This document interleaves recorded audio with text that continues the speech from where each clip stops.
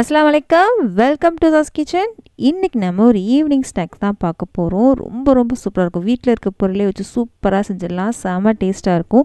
நீங்கள் சுட்டுட்டு இருக்கும் போதே காலை வரும். அந்தளவுக்கு ரொம்ப சூப்பரான ஒரு ஸ்நாக்ங்க. செம்ம டேஸ்ட்டாக இருக்கும். அதே சமயத்தில் ரொம்ப ஈஸியும் கூட. பாருங்கள் எவ்வளோ சூப்பராக வந்திருக்குன்னு பாருங்கள். இது செய்யறதுக்கு ரொம்ப டைம்லாம் எடுக்காது. ஒரு 10 நிமிஷம் போதும். அந்தளவுக்கு ரொம்ப சூப்பராக செஞ்சிடலாம். செம்ம டேஸ்ட்டாக இருக்கும்.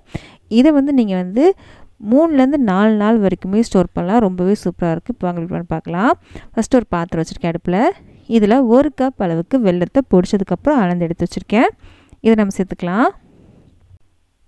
1 கப் அளவுக்கு தண்ணி சேர்த்துக்கலாம். அதில் நம்ம எந்த அளவுக்கு வெல்லம் எடுத்தோமோ அதே அளவுக்கு தண்ணியும் எடுத்துருக்கோம். இதுக்கு பாகுபதம் எதுவும் நமக்கு தேவையில்லை. வெல்லம் கரைஞ்சால் மட்டும் நமக்கு போதும். வெல்லம் கரையட்டும். கரைஞ்சதுக்கப்புறம் பார்க்கலாம். இப்போ பார்த்திங்கன்னா வெல்லம் நல்லாவே கரைஞ்சிருச்சு. இது தனியாக எடுத்து வச்சிடலாம். இது கொஞ்சம் ஆறட்டும்.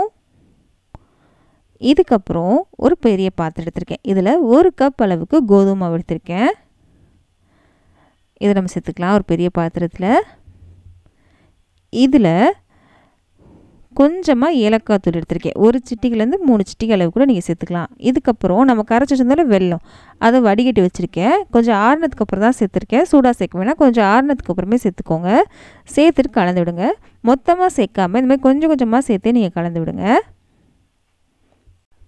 நம்ம 1 கப் தண்ணி சேர்த்து கரைச்சி வச்சுருந்தோமா, 1 கப் தண்ணியுமே நமக்கு தேவைப்படும்.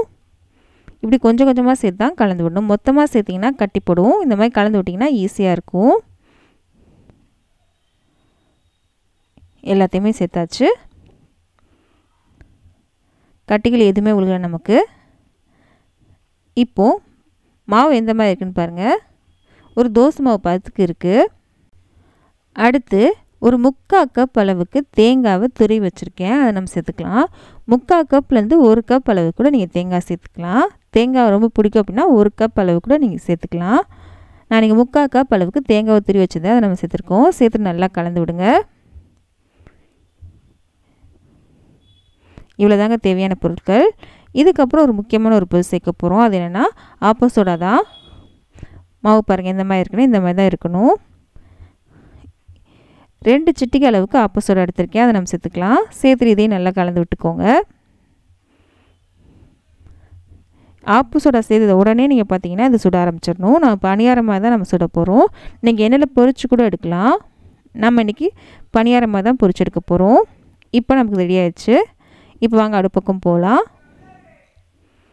அடுப்பில் பணியார சட்டி வச்சுருக்கேன். இதில் நான் நெய்யில் தான் பொரிக்க போகிறேன். நீங்கள் எண்ணெய் கூட பொரிக்கலாம். நெய்யில் சேர்த்திங்கன்னா ரொம்ப வாசனையாகவும் இருக்கும். 2-3 நாள் வச்சாலுமே நல்லா சுவையாகவும் இருக்கும். நெய்யெல்லாம் சேர்த்துட்டேன். இப்போ மாவு சேர்த்துடலாம்.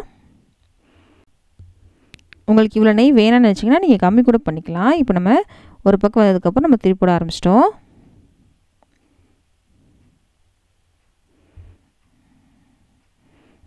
கலர் பாருங்கள் எவ்வளோ சூப்பராக வந்திருக்கு அப்படின்னு. அந்த பக்கம் நல்லா வெந்து வரணும். எல்லாத்தையும் நல்லா திருப்பி போட்டுட்டு அந்த பக்கம் நல்லா வேக வரைக்கும் நம்ம வெயிட் பண்ணலாம். திருப்பி போட்டாச்சு. அந்த பக்கமும் வேகட்டும். இப்போ பார்த்திங்கன்னா எல்லா பக்கம் நல்லாவே வெந்துருச்சு. நம்ம எடுக்க ஆரம்பிச்சிடலாம். பாருங்கள் எவ்வளோ சூப்பராக வந்திருக்குல்ல. செம சூப்பராக இருக்கும். கண்டிப்பாக ட்ரை பண்ணி பாருங்கள். எல்லாமே வீட்டில் இருக்க பொருட்கள் தான். நான் இன்றைக்கி நெய்யில் பொரிச்சிருக்க மாதிரி நீங்கள் நெய்யில் தான் பொரிக்கணும்னு அவசியம் இல்லை. எண்ணெயில் கூட பொரிச்சு எடுக்கலாம். அதுவும் நல்லா தான் இருக்கும். நெய்யில் பொரிச்சிங்கன்னா 2-3 நாள் வச்சாலுமே நல்லா சூப்பராக டேஸ்ட்டாக இருக்கும்.